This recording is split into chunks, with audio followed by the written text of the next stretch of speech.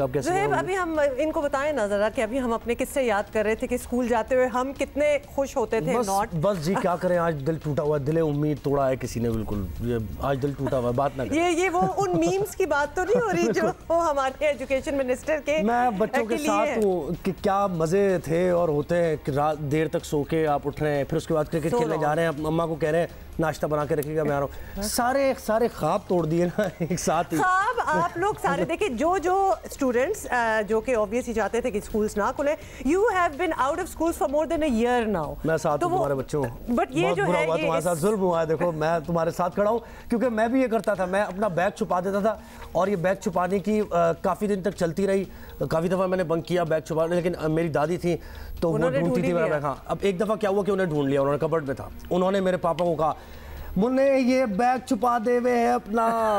और फिर उसके बाद फिर मेरी बैग छुपाने वाली तो चेंज हो गई, दूसरी फिर मैंने ढूंढ ली। मैं और चीजें इन्होंने कहा रुकना था, लेकिन ये चीजें हम आपको इसलिए नहीं बता रहे ताकि आप भी यही बहाने डालें। एक तो number 1, come up with your own bahanas, okay, no cheating of bahanas. और दूसरा ये कि बहाने नहीं अब बनाने, स्कूल्स अब खुल चुके हैं, all educational institutions are open now, और बिल्कुल इसकी नहीं सुननी। इसके बारे में हम जरा डिटेल में we will talk about that later in the show as well. और साथ आज आपने शायद नोटिस ना किया, उठाओ जरा। तो आज जो हमारे ये कॉफी मग्स हैं उनके ऊपर लिखा हुआ है make fantastic T not war. कुछ बताने की जरूरत है, self explanatory, so you understand कि किस चीज की कुछ एनिवर्सरी होने वाली है, और फिर ये हुआ, ये सारी चीजें एकदम देयर यू गो। अच्छा, बाय द वे ये आई रियलाइज कि कितना पुराना अब गाना हो चुका है, although it's so fresh still when you listen to it.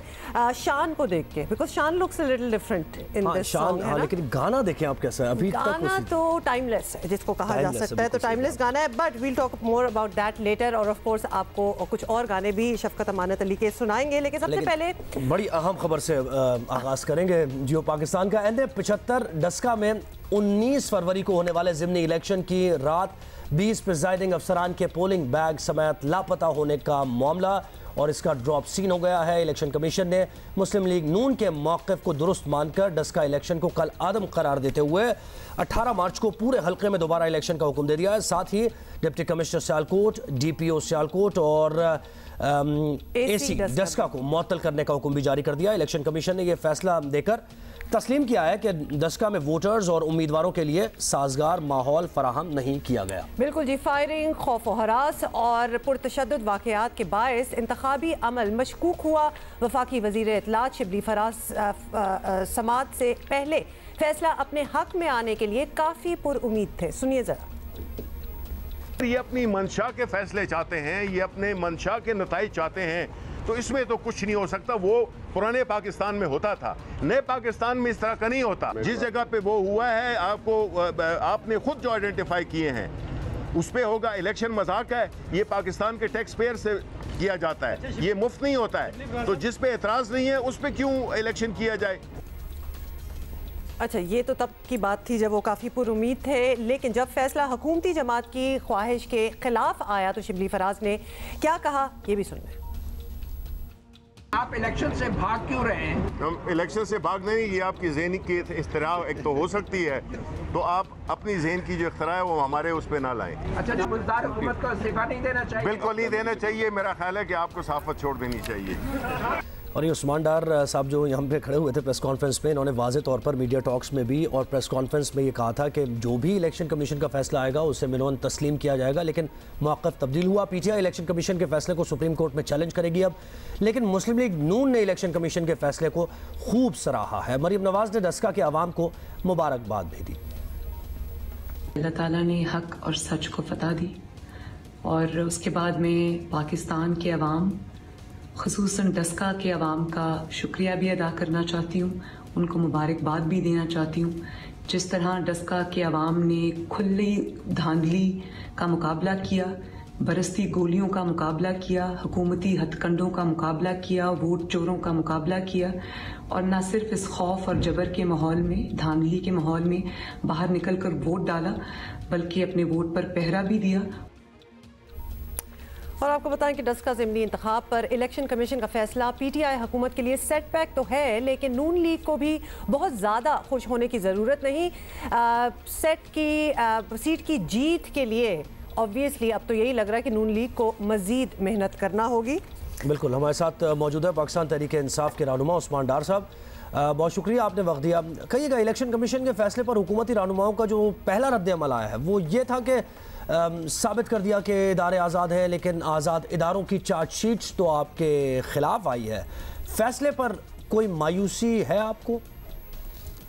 देखिए, पाकिस्तान की 73 साल तारीख़ में आज जिस तरह का फ़ैसला इलेक्शन कमीशन ऑफ पाकिस्तान से आया, सिटिंग गवर्नमेंट के जीते हुए उम्मीदवार का नतीजा सारे का सारा इलेक्शन को अदम करार दे दिया गया। इससे ज़्यादा मैं समझता हूँ इलेक्शन कमीशन ऑफ पाकिस्तान या अदारों की खुद मुख्तारी या मजबूती की हम क्या बात करेंगे। देखें, जहाँ तक आपने मायूसी की बात की है, ये हमारा कानूनी हक़ है। हम समझते हैं कि इलेक्शन कमीशन का ये फ़ैसला कानून के मुताबिक नहीं आया, इसलिए हम इसे सुप्रीम कोर्ट ऑफ पाकिस्तान में चैलेंज करने जा रहे हैं और अपना कानूनी हक़ इस्तेमाल करेंगे इंशाअल्लाह ताला। अच्छा उस्मान डार, अब आप लोग इस फैसले को तो ऑब्वियसली चैलेंज करेंगे, इसका जो नतीजा आएगा वो तो खैर बात की बात है, लेकिन फ़िलहाल तो यही है कि 18 मार्च को इलेक्शन होंगे। पहले वाले सब अफसरान फारग हो गए, तो इस मरतबा क्या एहतियात करेंगे? क्या तैयारी होगी कि हालात जो हैं वो इस बार कंट्रोल से बाहर ना हो? देखें, एक बड़ी दिलचस्प बात है, यही वो अफसरान हैं, यही वो कमिश्नर साहब हैं, ये वही RPO हैं, वही IG हैं, वही चीफ सेक्रेटरी हैं जिन्होंने डस्का NA-75 से तकरीबन 20 किलोमीटर दूर वज़ीराबाद में PP-51 का इलेक्शन कराया। वो इलेक्शन तो शफाफ हुआ, उस इलेक्शन के ऊपर PMLN को कोई तहफ़्फ़ुज़ात नहीं है, इलेक्शन कमीशन ऑफ पाकिस्तान भी उसके नताइज मान रहे हैं। तो फिर ऐसा क्या डस्का NA-75 के नताइज के हवाले से हुआ कि सारे का सारा इलेक्शन को लदम करार दे दिया? इसलिए हम सुप्रीम कोर्ट ऑफ पाकिस्तान जा रहे हैं ताकि दूध का दूध पानी का पानी हो। अच्छा, आपने खुद इस हल्के में बड़ी मेहनत की है और आप काफ़ी पुरएतमाद भी थे कि आप मैदान मार लेंगे, लेकिन फिर पंजाब हुकूमत, इंतज़ामिया और पुलिस वगैरह का जो तमाम दिन किरदार रहा, ज़ाहिर है उससे हमने देखा कि मसाइल भी पैदा हुए और इलेक्शन कमीशन ने भी इसका नोटिस लिया। अब ये कहिएगा कि आपको ज़ाती तौर पर पंजाब हुकूमत या डस्का में जो इंतज़ामिया है, पुलिस, कोई शिकायत है इनसे? देखिए, मैं समझता हूँ कि ये वो हक़ाइक़ हैं जो मेरे हाथ में है। ये एप्लीकेशन है सईदा नौशीन साहिबा की, जो कैंडिडेट थी, जो ख़ुद लिखती हैं कि मुझे 23 पोलिंग स्टेशन के नताइज पे तहफ़्फ़ुज़ात हैं। 337 पोलिंग स्टेशन पे कोई मसला नहीं है। ये इलेक्शन की रात 3:30 बजे एप्लीकेशन लिखी गई जब 337 पोलिंग स्टेशन के नताइज आ चुके थे। ये दूसरी तरफ मेरे हाथ में RO की वो इन राइटिंग रिपोर्ट है जो NA-75 डस्का के हवाले से उन्होंने इलेक्शन कमीशन ऑफ पाकिस्तान के कमीशन में पेश की गई। RO साहब फरमाते हैं 20 पोलिंग स्टेशन में से जो प्रिजाइडिंग ऑफिसर देर से आए 6 के नताइज ठीक हैं, 14 पोलिंग स्टेशन ऐसे हैं जो प्रेमा फशाई या शक व शुबात से टेम्पर्ड होने का खदशा है। तो मैं सवाल उठाता हूं, जब RO जो कि नुमाइंदा है इलेक्शन कमीशन ऑफ पाकिस्तान का, वो कह रहा है 14 पोलिंग स्टेशंस पे मसाइल हैं, बाकी किसी जगह से कोई शिकायत नहीं आती है, ना पोलिंग बंद होने की, ना इन राइटिंग कोई कंप्लेन है। इसी तरह PMLN की जो कैंडिडेट सईदा नौशीन साहब है, वो खुद ये कह रही हैं 23 पोलिंग स्टेशंस। तो ये हम समझते हैं कि कानून के मुताबिक फैसला नहीं किया गया। राइट, हमने आपका मौक़िफ़ सुन लिया उस्मान डार, बहुत बहुत शुक्रिया। ऑफ कोर्स आप चैलेंज भी कर रहे हैं इस फैसले को, तो that remains to be seen कि तब क्या होगा। इस वक्त हमारे साथ मौजूद है रहनुमा मुस्लिम लीग नून राना सनाउल्लाह। राना सनाउल्लाह साहब, आपकी दरख्वास्त थी कि पूरे हल्के में दोबारा इंतखाबात हों, इलेक्शन कमीशन ने मान भी ली, लेकिन अभी तक तो यही सामने आया है कि उस दिन अमन व अमान के मसाइल पर ये फैसला किया गया है। रात को प्रिजाइडिंग ऑफिसर्स जो थे उनके गायब होने वाली बात अभी तक हुई नहीं है, तो आपको फिर भी ये फैसला मंजूर है? जी, हमें फ़ैसला जो है वो बिल्कुल एक्सेप्ट है और हम इस फैसले को बड़ी इज़्ज़त की निगाह से देखते हैं और शायद ये इलेक्शन कमीशन का जो है वो फ़ैसला है कि जो शायद इसकी पहले जो है वो मिसाल नहीं मिलती और इस फैसले से जो है वो वोट को इज़्ज़त दो का जो सफ़र है उसका जो है वो एक अमली गुजारा जो है वो सामने आया है और इस कामयाबी पे जो है वो यकीनन हम अल्लाह ताला के भी शुक्रगुज़ार हैं और इलेक्शन कमीशन के इस फैसले को भी अप्रिशिएट करते हैं। जहाँ तक इस बात का तल्लुक़ है कि इस फैसले में ग्राउंड्स क्या हैं, वो प्रिजाइडिंग ऑफिसर्स का अगवा का मामला है या नहीं है और अमन व अमान का मामला है, तो इसमें अमन व अमान जो है वो भी तो उन्हीं लोगों ने ख़राब किया ना, वही लोग फायरिंग करवा रहे थे जो प्रिजाइडिंग ऑफिसर्स को अगवा कर रहे थे। तो बात तो एक ही है। अच्छा राना साहब, ये कहिएगा कि अब दोबारा इलेक्शन होंगे, लेकिन इंतज़ामिया चले बदल जाएगी, लोग चेंज हो जाएंगे, लेकिन सूबाई हुकूमत तो वही होगी। आपको यकीन है कि इस बार वो सब कुछ नहीं होगा जो 19 फरवरी को हुआ?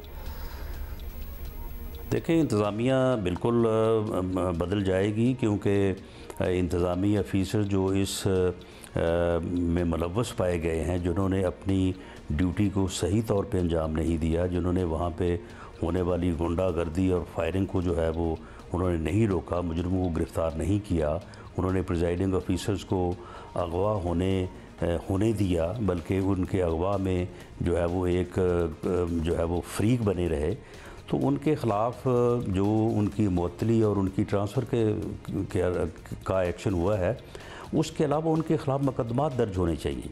इन लोगों को इंसाफ के कटहरे में लाया जाए और इन लोगों को सज़ा दी जाए। और ये लोग जो हैं, ये कोई बराह रास्त तो हमारे साथ इलेक्शन ही लड़ रहे थे, कोई बराह रास्त वहाँ के डिप्टी कमिश्नर और DPO ने कोई MNA बन के तो नहीं जाना था असम्बली में, या उसकी जमात में कोई वोट का इजाफा नहीं होना था। तो ये उन्होंने क्यों किया? उन्होंने किसी के कहने पे किया। और उन्हें कौन कह सकता था?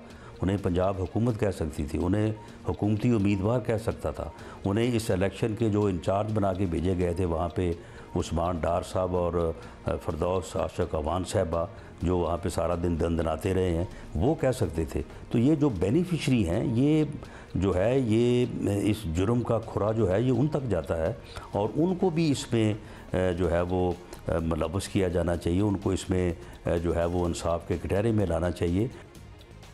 अच्छा ठीक है, अब राना साहब, इस पूरी सूरत हाल में आप लोगों की ये जीत तो हुई है कि इलेक्शन कमीशन ने आपकी बात मान ली, लेकिन सेनेट इलेक्शन में आपका एक वोट कम हो गया, तो अब भी लगता है कि गिलानी साहब अपसेट कर सकते हैं?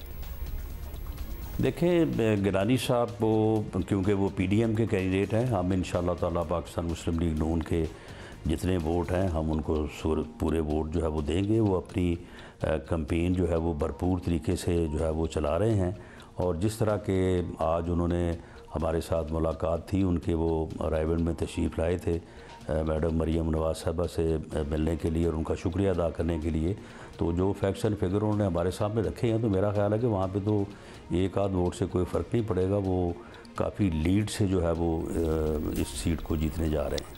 मुस्लिम लीग नून के रहनुमा राना सनाउल्लाह हमारे साथ है, और उस्मान डार ने भी हमसे बात की। अब इसको थोड़ा सा समराइज़ करें। एक चीज़ दोनों कह रहे थे कि एक खुद मुख्तार इदारे के तौर पर इलेक्शन कमीशन सामने आया, ये बहुत अच्छी बात है, लेकिन 20 प्रिजाइडिंग अफसरान का जो गायब होना है, इससे मुताल्लिक़ तहक़ीक़ात कौन करेगा? और हुकूमत भी उस तरीके से इस तहक़ीक़ात करने के बारे में कह नहीं रही है। हालांकि अगर आप ये कहते हैं कि अपोजिशन ने धांधली कराई है, तो फिर आपको तो जोर देना चाहिए कि ये 20 जो प्रिजाइडिंग अफसरान थे ये कहाँ चले गए, क्यों चले गए, किसके कहने पर चले गए, लेकिन हुकूमत ये नहीं कह रही है। और एक और चीज़ कि फैसले से अभी तक ये वाज़ेह नहीं हुआ है कि किसने धांधली कराई है। इलेक्शन कमीशन ने फैसला दिया क्योंकि अमन अमान की सूरत हाल वहां पर थी और रिगिंग हुई है। अब किसने कराई है ये भी वाज़ेह नहीं है। दोनों ये कह रहे हैं कि ये जो अफसरान का गायब होने वाला हर चीज साइड पे रख दें, ये तो एक ह्यूमन इंटरेस्ट स्टोरी है। अवाम वांट्स टू नो कि एक्चुअली वो गए किधर, हुआ क्या था उनके साथ। तो ये जो एलिमेंट है ये बड़ी मिस्ट्री है।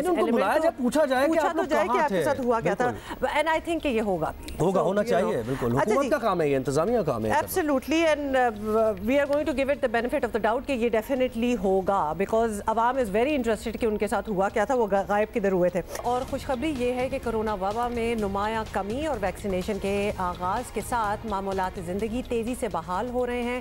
National command and operation centre ने 15 मार्च से मज़ार, शादी हॉल्स और सिनेमाज खोलने की इजाज़त दे दी है। We are excited because normalcy अब आ जानी चाहिए थी। कितना अरसा हो गया इस चीज़ को।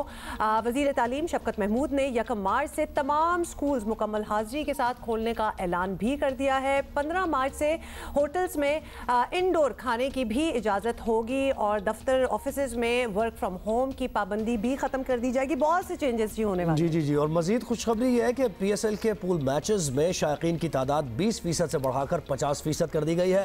प्ले ऑफ मैचेस में SOPs पर सख्ती से अमल के साथ शायकीन की 100% शिरकत मुमकिन होगी। ताहम इसके बावजूद हम कहेंगे कि इसका मतलब हरगिज़ नहीं है कि आप मास्क उतार दें, एहतियात का दामन छोड़ दें।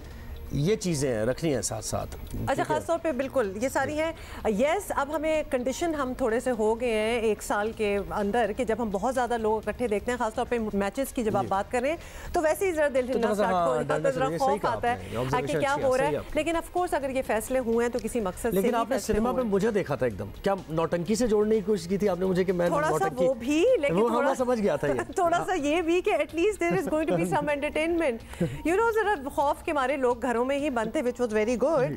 अच्छा खैर, what does it all mean, तो ये पता करना बहुत ज़रूरी है। और हमें ज्वाइन किया वज़ीर आज़म इमरान खान के मावन खुसूसी बराए सेहत डॉक्टर फैसल सुल्तान हमारे साथ हैं। डॉक्टर साहब, बहुत अच्छी खबरें हैं, खुशखबरी है ये। It looks like we are coming back to normal, which also means कि कोरोना इतना कंट्रोल हो गया है पाकिस्तान में कि इतना खदशा भी नहीं है कि बढ़ेगा। So let everything open up now. देखिए, ये इसको मैं इस मोहतात अंदाज में कहूँगा कि जो हमारी दूसरी लहर के केसेस हैं वो आहिस्ता आहिस्ता बतदरीज नीचे आए हैं, लेकिन इतने नीचे नहीं आए कि हम ये कहें कि ये मामला अब टोटली कंट्रोल हो गया है और हम बिल्कुल कंप्लेसेंट होके बैठ जाए। हमने आहिस्ता आहिस्ता बहुत सी चीज़ों को अलाउ भी किया है ताकि जो मामूले ज़िंदगी है वो कुछ अपनी जगह पे ठहरना शुरू हो। लेकिन अगर हमने एहतियात छोड़ी या अगर हमने ये समझ लिया कि ये मामला ख़त्म है तो ये चीज़ दोबारा से सर उठा सकती है, यानी तीसरी दफ़ा से 12 कह सकते हैं। और आपको पता है कि नए वेरिएंट्स और नए स्ट्रेन भी सामने आ रहे हैं, तो इस सूरत हाल में हमें इंतहाई एहतियात और समझदारी की ज़रूरत है और हालात के ऊपर नज़र रखने की ज़रूरत है कि अगर खुदा न खास्ता इदाद शुमार में कोई ऊंच नीच होती है तो उस पर एक्शन किया जाए। लेकिन साथ साथ हमारी कोशिश है कि वो चीज़ें जो लोग एंजॉय करते हैं वो एहतियात का दामन छोड़े बगैर, एहतियात का दामन पकड़ते हुए उनको भी शुरू किया जाए, जैसे क्रिकेट। जी अच्छा, डॉक्टर साहब ये कहिएगा कि तिब्बी अमले को काफ़ी दिन हो गए अब तो उन्हें वैक्सीन लगाई जा रही है, लेकिन उस तेज़ी से हम ये देख रहे हैं कि अमल नहीं चल रहा है क्योंकि लोग भी इंतज़ार कर रहे हैं, आम लोगों को कब लगेगी उसमें भी डिले हो रहा है। क्यों कंप्लेसेंट है तिब्बी अमला, क्यों नहीं लगवा रहा है वैक्सीन? बहुत सी जगहों पे हमने देखा है कि वो चाहते हैं कि अवॉइड किया जाए इसको, ऐसा क्यों है? असल में तकरीबन 4.25 लाख के करीब फ्रंट लाइन तिब्बी अमला था जो हमारी गिनती के मुताबिक जो हमारे रजिस्ट्रेशन में शामिल था, उसमें से तकरीबन 1,40,000 को लग चुका है, तकरीबन 3 लाख लोग अभी भी बाकी हैं। तो ये आपकी ऑब्जर्वेशन बिल्कुल दुरुस्त है कि इसमें कुछ हिचकिचाहट और स्लोनेस है, लोग दाएं बाएं देख रहे हैं। वो जो बारिश का पहला कतरा वाला मसला है वो किसी हद तक यहाँ कार फरमा है, उसकी वजह होती है, नई चीज़ है, कई दफ़ा लोग उसको देखते हैं, सोचते हैं अच्छा हम लगवा लेंगे, कुछ सुस्ती भी कर जाते हैं। और कुछ ये भी मामला है कि जो तिब्बी अमला होता है, खुसूसन डॉक्टर्स, नर्सेज वगैरह, वो कुछ साइंस को उसकी बाल की खाल भी उतार रहे होते हैं और बहुत ज़्यादा उसके एनालिसिस को देख रहे होते हैं। लेकिन हमने इस सूरत हाल में जहाँ एक आलमी वबा है, पेंडेमिक है, हमारे मुल्क में भी है और हमारे हेल्थ केयर अमले को खुद खतरा है और उनके जरिए जो मरीज जिनका वो इलाज कर रहे हैं उनको भी खतरा लाहक हो सकता है। तो इस सूरत में इसमें हिचकिचाहट जो है वो बिल्कुल नाजायज है, मैं समझता हूँ, और इसमें वैक्सीन लगवा लेनी चाहिए। मैं अपनी मिसाल आपको सामने रख सकता हूँ कि जिस दिन मैं एलिजिबल हुआ, क्योंकि पहले फ्रंटलाइन को हम लगा रहे थे, तो मैंने आजकल मैं फ्रंटलाइन वर्कर तो नहीं हूँ इसलिए मैंने नहीं लगवाई, लेकिन जिस दिन हमने उमूमी हेल्थ केयर वर्कर के लिए अपना रजिस्ट्रेशन को ओपन किया, मैंने उसी दिन अपने आप को रजिस्टर किया और उससे अगले दिन आके वैक्सीन लगवा ली। तो ये जिम्मेदारी भी है, प्रोफेशनल जिम्मेदारी है हमारी।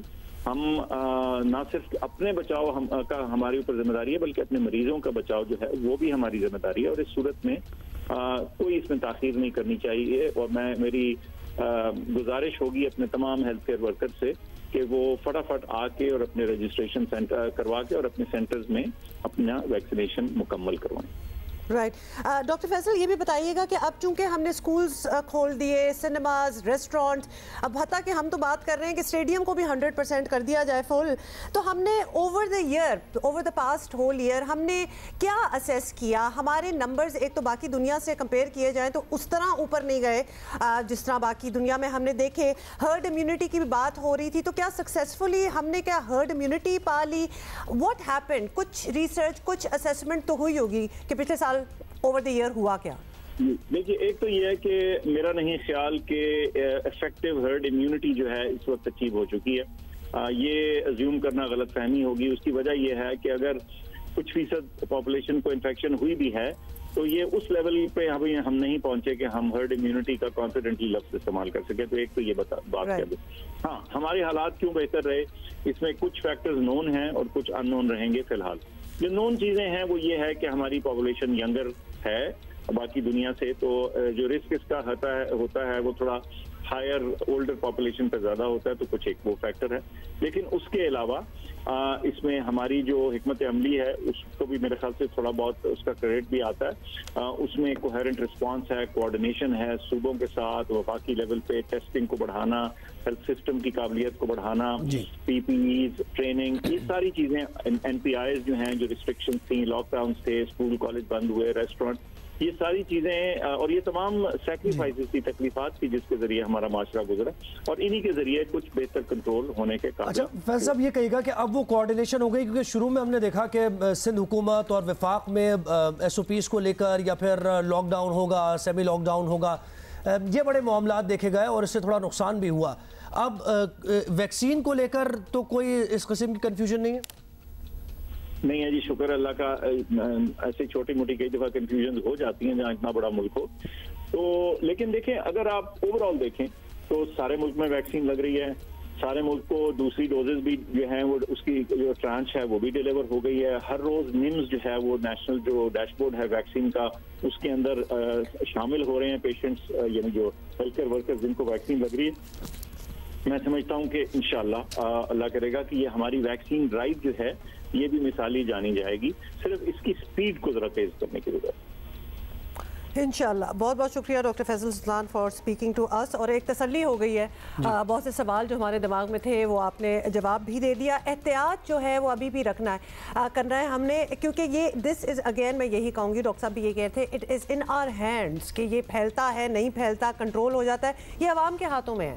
तो लिहाजा मास्क, सैनिटाइज, ये सारी जो चीज़ें हमारे पास पड़ी होती हैं ये बरकरार रखें और प्लीज़ मतलब मेंटेन करें इस चीज़ को। और फिटनेस की बात बिल्कुल जी, तो शुरू कर दें फिर आप फिटनेस की बात। हालिया दिनों में हम देख रहे हैं कि सेहतमंदाना जो सरगर्मियां हैं उनके लिए बहुत लोग जो है वो मोटिवेट हो रहे हैं। इसी सिलसिले में एक मैराथन चंद दिन पहले कराची में हुई थी और परसों यानी 28 फरवरी को भी कराची में एक मैराथन हो रही है खुसूसी अफराद से इज़हार यकजहती के लिए। यूनिफाइड मैराथन का ये 6ठा एडिशन है और इस मैराथन के ऑर्गेनाइज़र मारूफ एथलीट और स्पेशल ओलंपिक्स पाकिस्तान के एम्बेसडर अदनान गांधी हैं। अदनान गांधी न्यूयॉर्क, इस्तांबुल और दुबई समेत दीगर ममालिक में होने वाली 10 मैराथन्स में हिस्सा ले चुके हैं। He is the right person to actually ask a lot of the questions that we have. Adnan Gandhi has joined us. Adnan, बहुत बहुत शुक्रिया, आपने भागने से वक्त निकाला और आप हमारे पास आए। अदनान, मैं और ज़ुहैब अभी यही बात कर रहे थे, fitness is one thing, of course बहुत कोशिश की जाती है, but is that the only reason why people run in marathons और जस्ट रन इन जनरल? एक अचीवमेंट होती है, जैसे जस्ट आपकी अगर कोई रेस हो उसके लिए आप ट्रेनिंग कर रहे हैं या तो आप भाग रहे हैं just to lose weight, to be fitter, that's fine. हम लोग क्या करते हैं, what I have always done 20 साल से, कि अगर एक रेस है तो मुझको एक टारगेट मिल जाती है, राइट? तो एक टारगेट मिल जाती है, फिर उसके मुताबिक आप 4 दिन ट्रेनिंग करें या 2 दिन करें, that is the community that you build. तो जैसे हम लोगों ने जब ये लॉन्च की थी 2016 में, our aim was really to have an inclusive event, right? तो आपकी जो special needs, intellectual challenge children जो हैं, चले उनके लिए हम अलग चीज़ें कर सकते हैं, but the real magic comes कि उनको इंक्लूड करना हमारी कम्युनिटी में। हम लोग भी भाग रहे हैं, वो भी भाग रहे हैं, आपके जो बच्चे हैं उनकी इंटरेक्शन होती है, they're active, they don't know any better। तो इन चीज़ों में भागना है सच अ सिंपल स्पोर्ट। आप फिटनेस के लिए करें या आप अपनी कम्युनिटी बिल्डिंग के लिए करें। अगर आप देखें पिछले साल क्या हुआ, ज़्यादातर, I am a gym owner, right? अभी हमारे साथ जो इम्पैक्ट हुआ था वाज ह्यूज। इंडोर एक्टिविटीज़ बंद थी, लोगों की फिटनेस, लोगों की स्ट्रेसेस ज़्यादा हो गई थी, यू गॉट इकोनॉमिक इश्यूज़। तो बेसिकली हमने क्या देखा, एंड आई थिंक हमारी सारी कम्युनिटीज़ में ये हुआ था, cycling, running, park activities, club activities, आपकी जो 2-3 लोग भागते हैं, अभी आप 4-5 लोग भाग रहे हैं, सड़कों पे आप लोगों ने देखा होगा कि people are biking and running. So this is something, आप सोचें सिल्वर लाइनिंग, तो जो हमारे जो पैंडेमिक का पिछले साल का जो हुआ था, हम सब के घरों में, हम सारी कम्युनिटीज़ में रनिंग की जो एक्सप्लोजन हुई है, इसकी जो पॉपुलैरिटी हुई है, माशाल्लाह सड़कों की वजह से इंफ्रास्ट्रक्चर भी अच्छा है। हम लोग ज़्यादातर आपके सीव्यू में शार फैसल पे भी लोग भाग रहे हैं। एक ग्रुप है वेंसडे नाइट पेसेस के नाम से, अब यकीन करें उन्हें 42 किलोमीटर का मैराथन किया था शार फैसल पे पिछले महीने। बिल्कुल आप सही कह रहे हैं। और यहाँ पर मैं जिक्र करूँगा हमारे साथी होते हैं मोहम्मद जुनेद साहब, उन्होंने भी 42.5 बिल्कुल बहुत ज़्यादा, आपने तो उनकी तारीफ की और बड़ा मुश्किल काम है। अच्छा अदनान ये कहिएगा कि ज़ाहिर जो लोग आपको देख रहे हैं और फिटनेस के हवाले से बहुत ज़्यादा कंसर्न भी है, कितना ज़रूरी है फिजिकली फिट होना आप किसी भी फील्ड में हो उसमें एक्सेल करने के लिए, मेंटली स्ट्रांग होने के लिए, इस पर ज़रा तवज्जो। जी बिल्कुल, देखो मैं आई मूव फ्रॉम न्यूयॉर्क, ठीक है ना। In my previous life, I was a banker, right? Technology, banking, Wall Street, बहुत stressful job. 60 घंटे आराम से काम करना, सुबह 5 बजे से लेकर रात के 9 बजे तक. Running was मेरी release, to avoid the bad habits, to stay focused. ये जो stress relief जो आती है भागने से, एक personal achievement होती है. आप लोग सोचते हैं यार मैं अकेला भाग नहीं सकता या भाग नहीं सकती, मैं क्या करूं? आप नहीं अकेला भागें, कोई ना कोई और होगा आपकी कम्युनिटी में, आपके घर में, जिससे आप भाग सकते हैं. भागने से आपकी कार्डियोवैस्कुलर भी बढ़ती है. अभी आप देखें जो हो रहा है कोविड की वजह से, unfortunately is disproportionately affecting people who are not in shape. Right, disproportionately affecting those people जिनको cardiovascularly या उनके muscles की वजह से, lungs की वजह से, they're not able to fight back. Just like getting a flu, just like getting pneumonia, इन चीज़ों में आपकी जो overall health पिछले 18 महीने 2 साल से importance है, it's just invaluable. तो यही चीज़ें हम अपने बच्चों को भी सिखाना चाहते हैं. जी बिल्कुल. अदनान अब साथ ये भी बता दीजिएगा कि अब हम परसों की अगर मैराथन का जिक्र थोड़ा सा कर लें, and obviously we are trying to get people involved in it ताकि वो भी ज़रा इंटरेस्ट ले हो जाएं. तैयारी क्या होती है? So the marathon is on 28. जैसे आज किसी को पता चल रहा है जी, उसने भी 2-4 लोग दोस्त के this is for a good cause, we should go, हमारी सेहत के लिए भी अच्छा है और अच्छे कॉज के लिए भी है. How do we prepare for it? Absolutely. हमारे 3 हैं डिस्टेंसेस. 5 किलोमीटर की आप रन कर सकते हैं, आप वॉक कर सकते हैं. 10 किलोमीटर भी की रन एंड वॉक है. एंड जो बहुत ही आपके एविड इंश्योरेंस एथलीट्स हैं उनके लिए 21.1 किलोमीटर का हाफ मैराथन है. एक वजह है कि हम लोग कहते हैं स्पेशल ओलंपिक्स यूनिफाइड मैराथन. हमारा वाकई में एक marathon distance, international standard distance कहा जाता है, क्योंकि हम लोग उसको इंक्लूड करते हैं. क्योंकि गर्मी थोड़ी सी है. हमारा हाफ मैराथन शुरू होगा सुबह 7 बजे. Then our 5 kilometre and 10 kilometre वो किक ऑफ एट 7:30 बजे. और आपके जो लास्ट ग्रुप है 5 किलोमीटर के लोग हैं वो जाएंगे 8 बजे. हमारे जो स्पेशल ओलंपिक्स जो स्कूल्स के जो बच्चे हैं उनका एक 1 किलोमीटर का वॉक होता है, वो 8 से 8:30 के दरमियान होता है. बट आपके जो एविड रनिंग एंड वॉकिंग की कम्युनिटी है वो 7 बजे से लेके 8 बजे तक शुरू हो जाएगी. ये सब शुरू हो रहा है इमार पे. आपने देखे होंगे वो जो नए अपार्टमेंट बिल्डिंग्स जो इरेक्ट हो गई हैं अभी, फेज 8 क्रेसेंट बे जो हम कहते हैं, राइट बिफोर दो दरिया. Anybody interested in registering find my adventure एक वैसे ये सर्विस है जो आपकी टिकटिंग कर लेगी, होम डिलीवरी कर देगी, आपकी पेमेंट्स ले देगी. 2,000 रुपये. That 2,000 rupees is... No, but what you said, Adnan, about Find My Adventure, that's an app? Or yes. That's an app? Actually, it's a website. So you can go to their Facebook site, or you can go to their website and it'll put in Special Olympics Pakistan, or even go to the Special Olympics Pakistan Facebook site, and you'll see the registration link over there. When you register, you can pay. कि Pakistan marathon की अगर बात की जाए कहाँ stand करता है, यानी कोई हमारी अचीवमेंट्स रही हैं हमारे एथलीट्स की, इसमें थोड़ा सा वो भी बताइए.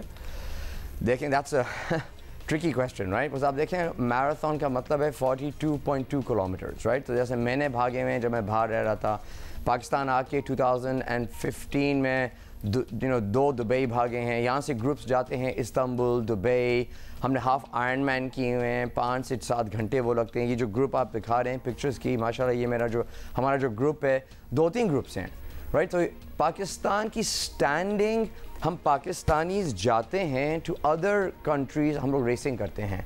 प्रेपरेशन का मसला होता है. हम लोग ने जो पिछले 5-6 साल में रिवर्स किया है कि आपको प्रेपरेशन भी यहाँ हो जाएंगी. हमारे पास जिम्स हैं आपकी स्ट्रेंथनिंग के लिए, हमारे पास माशाल्लाह रनिंग ग्रुप्स बन गए हैं, एस्टैब्लिश्ड रनिंग ग्रुप्स जिनकी रनिंग एंड ट्रेनिंग की प्रोग्राम्स होते हैं। इस साल मेरी तो बहुत काफ़ी लंबी ख्वाहिश थी कि जब से मैं आया हूँ कि यहाँ कोई मैराथन असल मैराथन डिस्टेंस करे। 2 ग्रुप्स ने किया है इस साल, वेडनेसडे नाइट पेसेस ने किया था। अच्छा Adnan, sorry I am going to stop you in the middle here क्योंकि टाइम बड़ा कम है, लेकिन एक सवाल आपसे पूछना है, हाँ या ना में बता दें, मैराथन में जीतना भी होता है या पार्टिसिपेशन ही बहुत बड़ी चीज़ होती है? Very good question. Participation and completion are the 2 most important factors because the distance is so challenging, especially this is a charity event। हम लोग जो परसों कर रहे हैं, it's a charity event। आप आएँ, आप कम्युनिटी को सपोर्ट दें, आप हमारे स्पेशल ओलंपिक्स बच्चों को सपोर्ट दें, and you show कि we can work together and be together inclusively और आप बस अपना डिस्टेंस कंप्लीट करें। जी अदनान, ज़बरदस्त आपने बात की है, और ख़ास तौर पे जिस चीज़ के लिए स्पेशल ओलंपिक्स के लिए आप जा रहे हैं, कॉज भी देखें तो it is good for your health, it's good for a cause, और वैसे भी एक हेल्थी एक्टिविटी है जिसको आप अडॉप्ट करें। 28 को यहाँ कराची में परसों। अच्छा जी, इन सारी चीज़ों के बारे में हम बातें होंगी and of course we will have relevant guest as well, लेकिन फर्स्ट थिंग्स फर्स्ट, और आपको बताएं कि हुकूमत की कोशिशों के बावजूद Pakistan financial action task force की ग्रे लिस्ट से निकलने में कामयाब ना हो सका। FATF ने पाकिस्तान को 4 माह की मोहलत देते हुए जून तक ग्रे लिस्ट में बरकरार रखने का फैसला किया है, लेकिन FATF ने अपनी रिपोर्ट में पाकिस्तानी इक़दामात की तारीफ़ की है। FATF के मुताबिक पाकिस्तान ने 27 यानी 27 में से 24 नुकात पर मुकम्मल अमल किया है, लेकिन टेरर फाइनेंसिंग के मामले में अभी खामियां मौजूद हैं। FATF हुकाम का ये भी कहना है कि पाकिस्तान ने आला सतह पर एक्शन प्लान पर अमल दरामद की यकीन दहानी कराई है। पाकिस्तान का नाम जून 2018 से FATF की ग्रे लिस्ट में है, जिसने पाकिस्तानी मईशत पर शदीद मनफी असरात डाले हैं। और अब ये अच्छी खबर ही इसको कहा जाए क्योंकि 27 में से 24 हमने निकात ऐसे हैं जिन पर अमल दरामद किया, उसमें तारीफ भी हुई है, सिर्फ 3 निकात ऐसे हैं। और एक सवाल भी यहाँ हम ज़रूर बताना चाहेंगे कि एक सवाल भी हुआ भारत की तरफ से कि पाकिस्तान को ब्लैक लिस्ट में क्यों नहीं, और ये सवाल करने की कोशिश की तो वाज़े तौर पर जवाब दिया गया उन्हें, जैसे मुंह तोड़ जवाब हमने दिया था उसी तरह उनके नुमाइंदे ने, उनके तर्जुमान ने FATF के वाज़े तौर पर कहा कि इसका कोई इम्कान ही मौजूद नहीं है, क्योंकि पाकिस्तान जिस तरीके से इक़दाम कर रहा है ये काबिल सताइश है, काबिल तारीफ़ है। तो वो एफर्ट भी रिकग्नाइज़ की गई है, बट ऑफ कोर्स 3 नुकात जो हैं 3 पॉइंट्स स्टिल रिमेन। हमारे साथ मौजूद है आलमी अमूर के माहिर रसूल बख्श रईस साहब। रसूल बख्श रईस साहब, एक बात समझ में नहीं आ रही, पाकिस्तान की तारीफ भी करते हैं FATF वाले और ग्रे लिस्ट से बाहर निकालने को भी तैयार नहीं, तो क्या वाकई हमारी हुकूमत को कोताही की कोई कोताही है जो आपको नज़र आती है? इस मामले में कुछ और करना चाहिए था, आपकी असेसमेंट क्या है? मेरा ख्याल है कि कोताही तो नहीं है कि हमने देखा कि हिज़्ब इख्तिलाफ और हुकूमत ने मिल के कानून साजी की, पार्लियामान में ले गए, और आप देखें कि आज जिस तरीके से फाइनेंशियल ट्रांजैक्शन पाकिस्तान में होती हैं वो कभी नहीं होती थी। काफ़ी हमारा माहौल रिलैक्स्ड रहा, और जो 10 साल हुकूमत रही दो बड़ी सियासी जमातों की, और उससे पहले मैं ये भी कहना चाहूँगा कि परवेज़ मुशर्रफ की हुकूमत के दौरान में भी वो इक़दाम नहीं किए गए थे जो ज़रूरी थे, जो दीगर ममालिक कर रहे थे। तो 2018 में हम धकेल दिए गए, लेकिन उसके बाद से जो हमने कानून साजी की है, अपनी पॉलिसियाँ तब्दील की हैं, और दहशतगर्दी के खिलाफ जो हमने कुर्बानियाँ दी किसी और मुल्क में नहीं दी। अभी जानते हैं ये कितना बड़ी बला है, कितना बड़ी मुसीबत है। हम दुनिया के साथ ताउन करते रहे हैं, दुनिया हमारे साथ ताउन करती नजर नहीं आ रही। तो इक़दाम हमने सही किए हैं, लेकिन यह है कि चूंकि ये एक ब्यूरोक्रेटिक तरीका भी है, उसके पीछे सियासत भी है, उसको भी ना समझिए, उसको समझना जरूरी है कि यह कहना कि ये सिर्फ बिल्कुल मारूजी हालात के मुताबिक ये फैसला करते हैं, बड़ी ताकतें, उनके मफादात कहीं पाकिस्तान को दबाव में रखना है, ये चीज़ें भी मौजूद खाते रखनी होगी।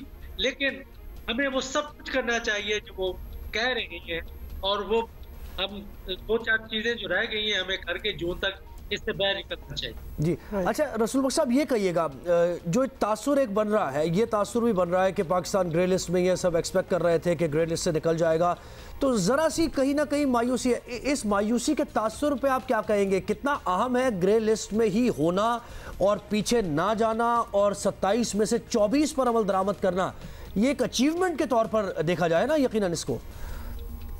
मेरे ख्याल में उन्होंने देखा तो है, लेकिन वो 3 भी क्यों रह गए हैं उसके ऊपर भी हमें आगे बढ़ना चाहिए था कि हमें 100% इक़दामात करने के बाद आगे वहाँ पे फोरम में जाना चाहिए था। 3 क्यों रह गए, इसको हुकूमत को जवाब देना चाहिए।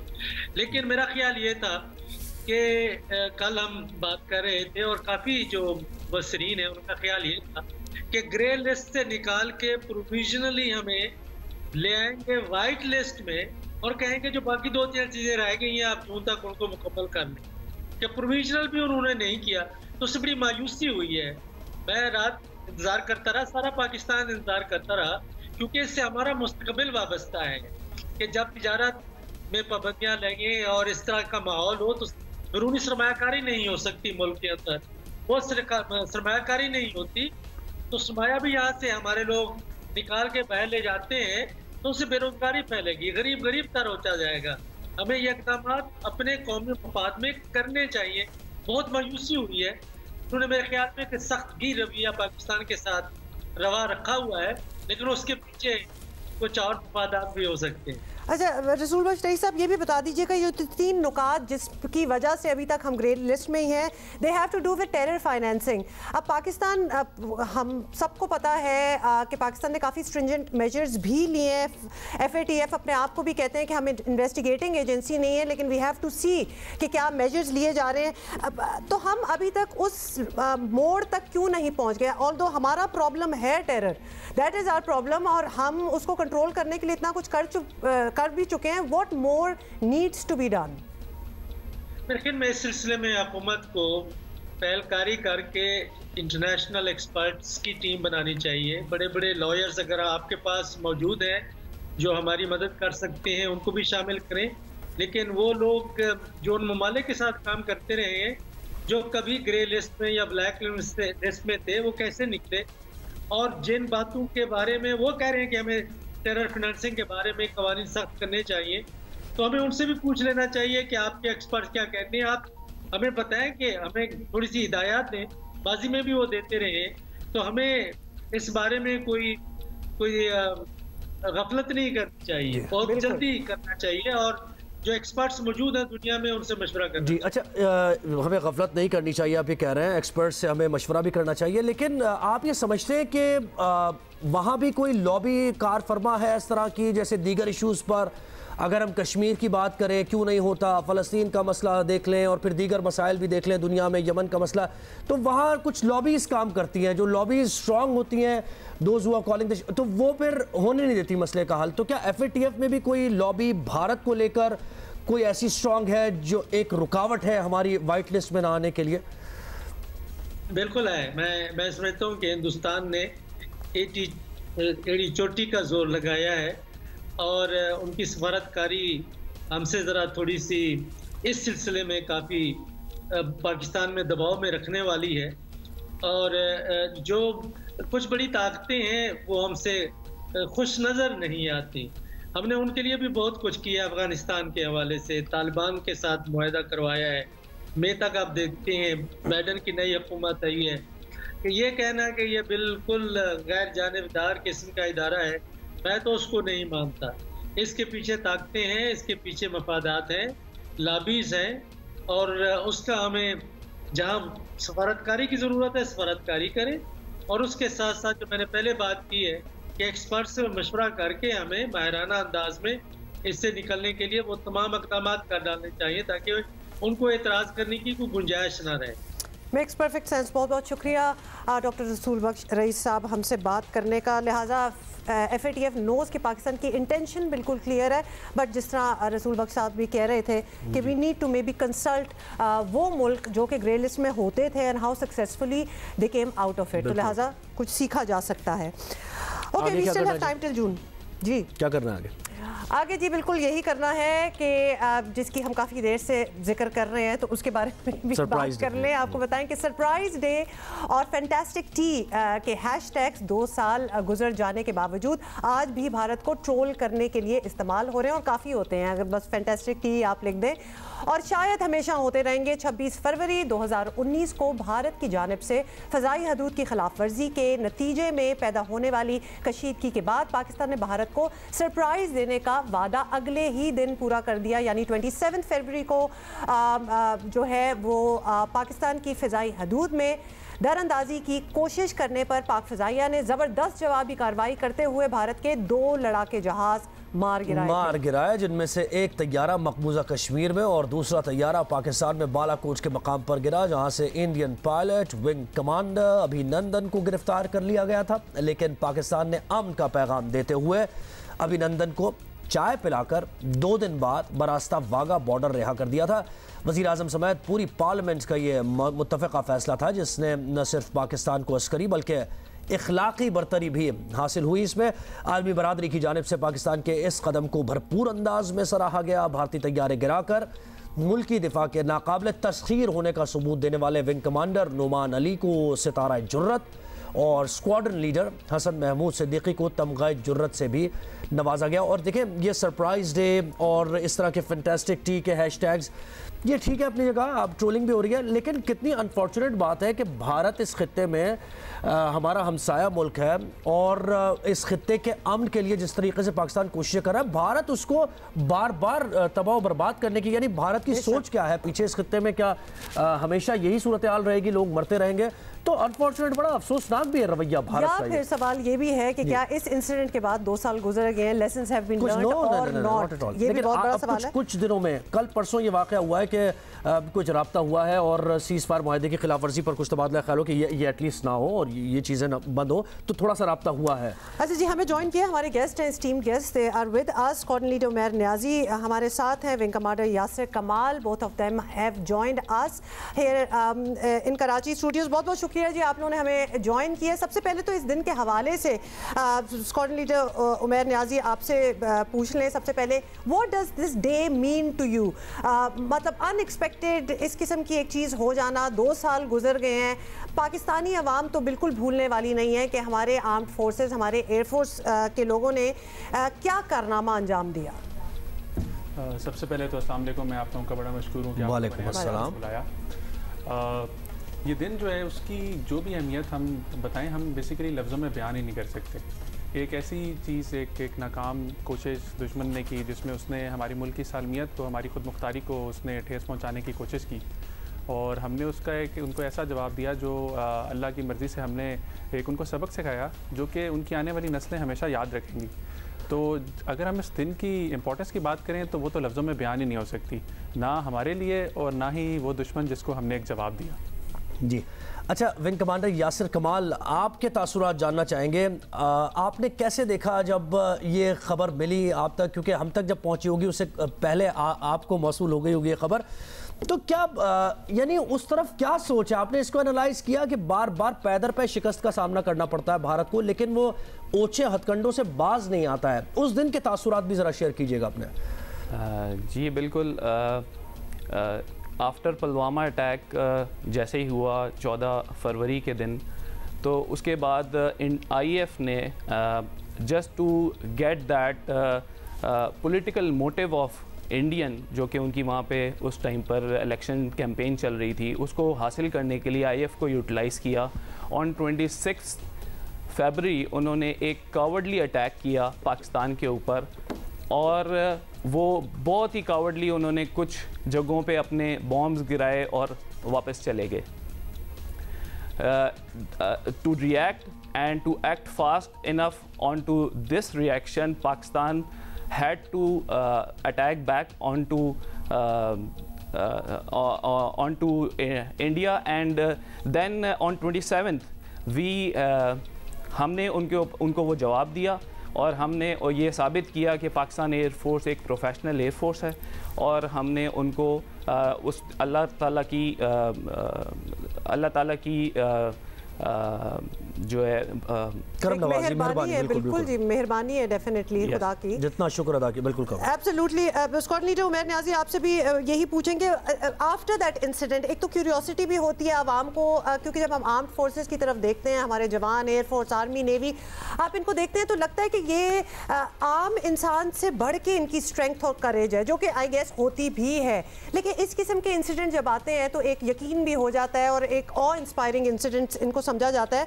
तो with in the air force, with in the armed forces, after this day, तो मोरल आप लोगों का किस तरह हाई हुआ, मोटिवेशन किस तरह रही, क्या बातचीत रहती थी उसके बाद?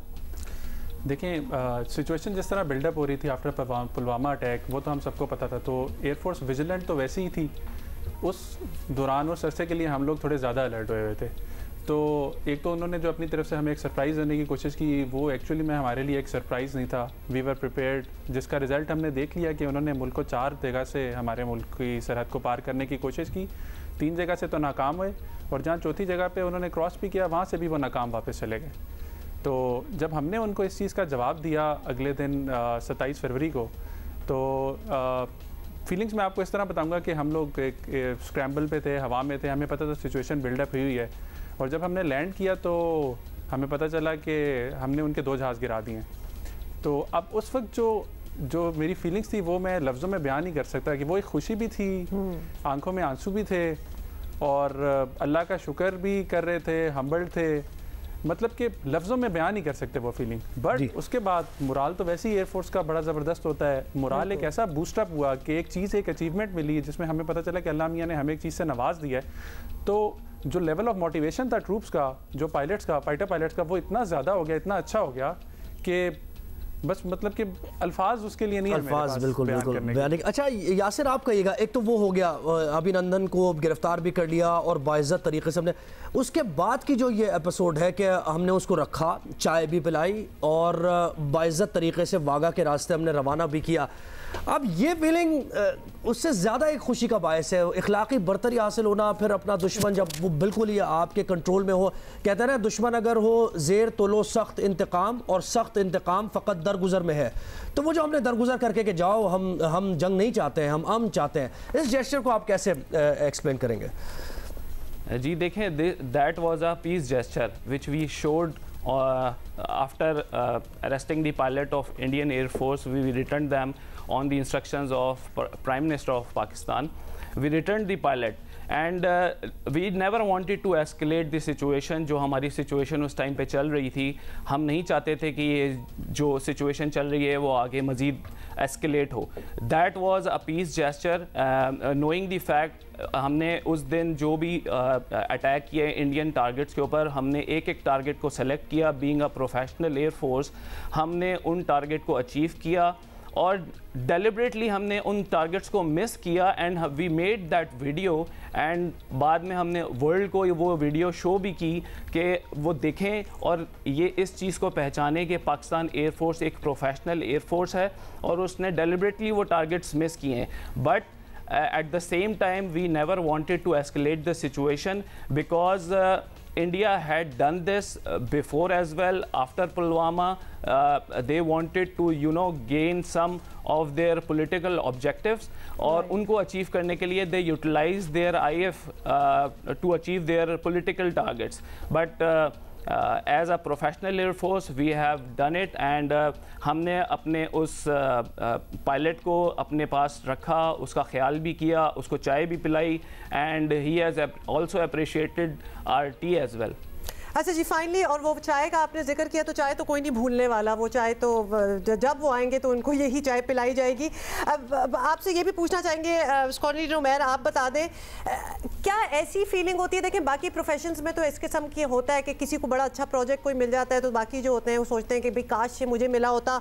तो ये जो स्क्वाड्रन लीडर हसन महमूद सिद्दीकी और फिर विंग कमांडर नुमान अली, इनकी अचीवमेंट मतलब इनके नाम आगे, कभी दिल में ये होता होगा कि काश हमें ये मौका मिला होता, because all of you are geared up for the same thing. तो मौका ऑब्वियसली उनके हाथ लगा, लेकिन बाकियों में भी कितना जोश होगा कि ये तो we have been waiting to do something like this.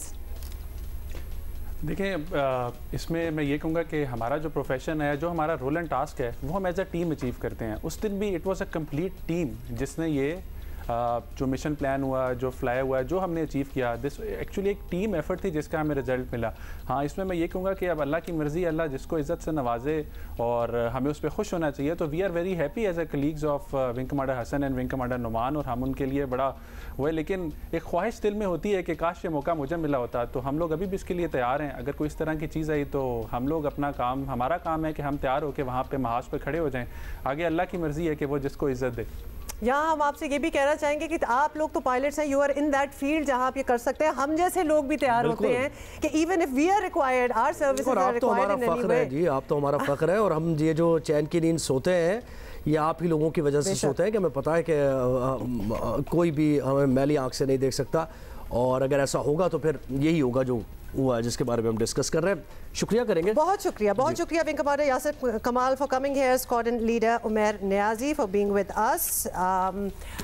I am sure आप सारों ने देख के काफ़ी इंस्पायर हुए होंगे, क्योंकि आफ्टर दैट डे 2 साल हो गए हैं। अब अगर किसी बच्चे से पूछो ना, किसी से भी कि जी क्या करना है, तो अब पहले भी आर्म्ड फोर्सेस का एक बड़ा बलबला जोश होता था, अब एयरफोर्स के लिए बड़ा होता है। पाकिस्तान एयरफोर्स के नाम भी करेंगे और खिराज अकीदत पेश करेंगे उन जवानों को जिन्होंने अपनी जानों के नजराने पेश किए हैं और अभी भी कर रहे हैं इस मुल्क के दिफा के लिए, और खिराज तहसीन उन गाजियों के लिए जिन्होंने दुश्मन के दांत खट्टे किए। और एक दफ़ा फिर ज़रा कोरोना वैक्सीन की बात कर रहे हैं, क्योंकि लगता नहीं है कि लोग इतने कन्विंस हो रहे हैं कि वो बिल्कुल ठीक है। लेकिन आपको बता दें कि दुनिया भर में कोरोना वायरस के खिलाफ इक़दाम जारी हैं और वैक्सीन की दरियाफ्त के बाद कोरोना वायरस को शिकस्त देने में बेहद मदद मिल रही है। लेकिन तिब्बी माहिरीन इस बात पर जोर दे रहे हैं कि आवाम को कोरोना वायरस में दोबारा इजाफे से बचने के लिए हिफाजती प्रोटोकॉल्स पर अमल जारी रखने के साथ साथ, वो तो करना ही है आपने, वो SOP तो चल ही रहे हैं, लेकिन उसके साथ साथ वैक्सीन से मुतालिक गर्दिश करती अफवाहों को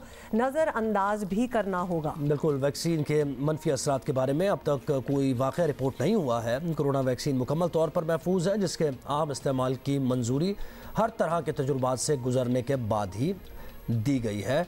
कुछ मज़ीद भी बात करते हैं। हमारे साथ मौजूद हैं health expert doctor Saeed Akhtar साहब। सही साहब, बहुत शुक्रिया, आपने वक्त दिया। कहिएगा, कोरोना वैक्सीन पूरी दुनिया में लगाई जा रही है और बड़े मुस्बत नताइज भी उसके सामने आ रहे हैं, लेकिन कॉन्स्पिरेसी थियरीज भी हैं और मफरूज़ात भी हैं जो साथ साथ चल रहे हैं। लोगों को शुकूक में मुब्तला किया जा रहा है। इन मफरूज़ात में कुछ हकीकत है भी या नहीं, कहिएगा। देखिए, ये जो मफरूज़ात हैं, मैं समझता हूँ इनमें कोई हकीकत नहीं है। और कोरोना वायरस के बारे में तो आप अभी भी बड़ी स्पेकुलेशंस हैं कि ये किधर से आया, कैसे आया। लेकिन ये फैक्ट कि अब ये आ गया है और उसको कैसे डील करना है, और अभी फ़िलहाल जो इल्म और नॉलेज हमारे पास है, उसमें सिर्फ़ और सिर्फ वैक्सीन एक वाहिद ज़रिया है जिससे हम इसको डील कर सकते हैं। तो इसमें कोई शक नहीं है कि हर तरह के लोग हैं और डिफरेंट बातें कर रहे हैं कि जिस तरह से कोई आपको माइक्रोचिप डाल देते हैं, इनफर्टिलिटी हो जाती है। मैं समझता हूँ इनमें साइंटिफिकली स्पीकिंग कोई हकीकत नहीं है इन बातों में, और दुनिया के लाखों लोग बल्कि करोड़ों लोग इस वैक्सीन और वैक्सीन टेक्नोलॉजी से फ़ायदा उठा रहे हैं। और आप देख रहे हैं कि हमें इवन तो अभी ये बहुत प्रीमेच्योर है, लेकिन हम देख रहे हैं दुनिया में वबा का ज़ोर थोड़ा सा टूटना शुरू हुआ है। कुछ मौसम का असर होगा, कोई और चीज़ें भी होंगी, लेकिन बहरहाल इसमें कोई डिबेट और डिस्कशन नहीं है कि ये वैक्सीन लगनी चाहिए। और ये वैक्सीन एक इस वक्त कम से कम वाहिद तरीका है कि हम किस तरह से अपने आप को, अपने घर वालों को, अपने लव्ड वंस को कोरोना से बचा सकें। डॉक्टर साहब, आपने फिर वो बात की जो कि लोग पता नहीं क्यों जब कोई वैक्सीन आती है, जैसे पोलियो की भी जब बात हो रही थी तो इनफर्टिलिटी की बात, भाई पाकिस्तानियों को इस चीज़ से बड़ा ही डर लगता है और फिर अफवाहें जो हैं वो फैलना स्टार्ट हो जाती हैं। ना पोलियो में कोई सदाकत थी इस बात की और ना ही इस वैक्सीन में। डॉक्टर साहब, आपकी नज़र में सबका कोरोना वैक्सीनेशन कराना कितना ज़रूरी है? देखिए, सबका कोरोना जो 18 साल या डिपेंडिंग ऑन आप कौन सी वैक्सीन ले रहे हैं, या 16 साल की उम्र के हिसाब से सबको वैक्सीनेशन कराना इसलिए ज़रूरी है कि वैक्सीन के 2 प्राइमरी फंक्शंस हैं। एक ये कि आपको ये इंडिविजुअली बचाएगी, दूसरी ये है कि ये एक इतने मैस स्केल पे लोगों में इम्यूनिटी पैदा करेगी, जो कि एक टेक्निकल लैंग्वेज में हर्ड इम्यूनिटी कहते हैं। तो अगर एक बहुत थोड़ी सी सेगमेंट ऑफ पॉपुलेशन ने कोरोना की वैक्सीन लगवा भी ली, लेकिन मेजर सेगमेंट सोसाइटी का वैक्सीन नहीं हुआ, तो जो हर्ड इम्यूनिटी का जो बेनिफिट हम हासिल करना चाहते हैं, जिससे कि इस वबा का एक्चुअली ख़ात्मा किया जा सकता है इफ़ेक्टिव वे में, वो नहीं अचीव हो पाएगा और उसकी वजह से चीज़ें बड़ी मसाइल का शिकार होंगी। लिहाजा बड़ा ज़रूरी है कि हम सबको ये वैक्सीनेशन रखवाएं। अच्छा डॉक्टर साहब, ये कहेगा कि एक तरफ वैक्सीन का मामला तो है ही, लेकिन हुकूमत ने अब जो सख्तियाँ थी उनको नरम भी किया है और नरम क्या किया, ख़त्म ही करने जा रही है हुकूमत। अब इसमें प्रॉब्लम ये है डॉक्टर साहब कि लोग एक तो वैसे ही यकीन नहीं कर रहे थे कोरोना पे, अब जब ये हुकूमत की तरफ से रिलैक्सेशन आएगी तो लोग शायद SOPs पर भी अमल दरामद नहीं करेंगे। इस बारे में कितना बताना ज़रूरी है लोगों को कि वो जो SOPs फॉलो कर रहे हैं वो इंतहाई ज़रूरी है इस वबा से जान छुड़ाने के लिए?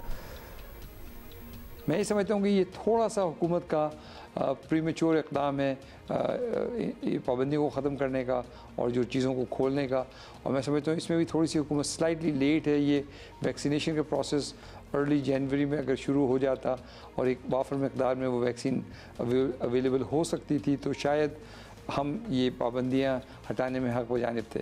तो इसमें अगर हुकूमत ने फ़ैसला कर ही लिया है तो फिर ये आवाम की ज़िम्मेदारी बनती है और ये हुकूमत की भी ज़िम्मेदारी बनती है कि वो लोगों को दोबारा समझाए, मीडिया और दीगर लोग और साथ साथ प्रोफेशनल ऑर्गेनाइजेशंस, लेकिन एट द सेम टाइम जहाँ उनको चीज़ों को इन्फोर्स करने की ज़रूरत है तो वो इन्फोर्स भी करें ताकि जो प्रिवेंटिव मेजर्स हैं जो कि बैकबोन हैं इस वक्त प्रिवेंशन की, उसके ज़रिए हम इस मर्ज़ को फैलने से रोका जा सके।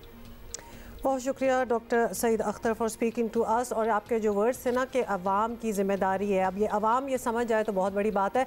देर आर लॉट्स ऑफ पीपल जो कि बिल्कुल SOPs फॉलो कर रहे हैं, बल्कि एक मास तो उनका वे ऑफ लाइफ ही बन चुका है। लेकिन and then there are others जिन्होंने ना पहले माना था ना अब मान रहे हैं, लेकिन उनकी वजह से ये चीज़ जो है ये हमेशा रहेगी, एग्जिस्टिंग रहेगी ये कोरोना। तो लिहाजा मास्क भी पहने और वैक्सीनेशन इंशाल्लाह आ जाए तो एक और चीज़ ये हम कहना चाहेंगे कि एक तो कोरोना वायरस है ही, अब उसकी अलामात मिलती हैं, नज़ला, बुखार, ये जो मौसमी बीमारियाँ हैं, तो हमें ये चाहिए, मौसम तब्दील भी हो रहा है, लोगों ने AC ऑन कर लिए हैं, रात में AC चल रहे होते हैं, फिर नज़ला हो जाता है आपको, फिर एकदम से आपके जहन में ये बात आती है कि कोरोना तो नहीं हो गया। तो बेहतर यह है कि इससे बचने के लिए आप वो जो मौसमी बीमारी है उसके बारे में क्या करना है, आपने ठंडा पानी नहीं पीना है, ये चीज़ें अपने साथ रखें, बिल्कुल पिया करें, मतलब वो सारी चीज़ें साथ साथ रखें ताकि वैसे ही ना बीमार वैसे ही बीमार ना हो, आपकी इम्यूनिटी आपकी कमज़ोर ना हो। और आपको बताएं कि लाइन ऑफ कंट्रोल पर सीज़ फायर मुआहदों पर सख्ती से अमल करेंगे। पाकिस्तान और भारत के दरमियान तय पा गया कशीदगी के शिकार इस इलाके में अवाम को बड़ा रिलीफ मिलेगा। अमरीका और सेक्रेटरी जनरल अक़वाम मुत्तहिदा ने जंग बंदी से मुतालिक मुश्तरका एलामिया का खैर मकदम भी किया है। बिल्कुल, लाइन ऑफ कंट्रोल से एक अच्छी खबर है। पाकिस्तान और भारत के डायरेक्टर जनरल मिलिट्री ऑपरेशंस का हॉटलाइन पर राबता हुआ है और दोनों अतराफ का कंट्रोल लाइन और दीगर सेक्टर्स पर जंग बंदी से मुतालिक तमाम मुआहदों और समझौतों पर सख्ती से अमल करने पर इत्तफाक हो गए हैं। DGISPR के मुताबिक पाकिस्तान और भारत मुत्तफिक हैं कि हॉटलाइन के मौजूदा मैकेनिज्म को मौसर बनाया जाएगा। इसी पे हम बात भी करेंगे और हमारे साथ टेलीफोन लाइन पर मौजूद हैं दिफाई तजियाकार lieutenant general retired Naeem Khalid Lodhi साहब। जनरल साहब, सबसे पहले तो आपसे यही पूछेंगे कि पाकिस्तान और भारत के डायरेक्टर जनरल्स मिलिट्री ऑपरेशंस के राब्ते में तय पाया है कि लाइन ऑफ कंट्रोल पर सीज़ फायर के मुआहदे पर सख्ती से अमल दरामद किया जाएगा। बड़ी अच्छी बात है, उम्मीद रखेंगे कि अब इस इलाके में अमन होगा, शहरी सुख का सांस लेंगे। क्या अब हम इस बात को मान लें? मैं तो समझता हूँ कि ये काफ़ी बड़ा ब्रेक थ्रू है, क्योंकि खुदा करके टूटा है कुफर। तो बात यह है कि चूंकि दोनों में बातचीत हुई है और ज़्यादा प्रॉब्लम आपको पता है कि फायरिंग का किस साइड से था, तो अगर ये और ये बात बिल्कुल दुरुस्त होगी तभी ISPR ने इसका जिक्र भी किया। तो मेरा ख्याल है बड़ी अच्छी खबर है लाइन ऑफ कंट्रोल पे रहने वाले, खासकर जो हमारी साइड पे हमारे सिविलियन बहन भाई हैं जो हमेशा तकलीफ में थे, और उनके फौजियों के लिए भी बड़ी अच्छी खबर है, क्योंकि जब जवाब में हम उनकी खबर लेते थे तो वो भी बड़े तंग थे। तो आप यूँ समझे कि ये मैं ये भी नहीं कहना चाहूँगा कि ये किसकी जीत है किसकी हार है, बल्कि ये समझूंगा कि इस खित्ते की जीत है अगर ये काम आगे चलता है, अमन की जीत है अगर ये काम आगे चलता है, और मैं समझता हूँ बहुत ही खुशाइंद बात।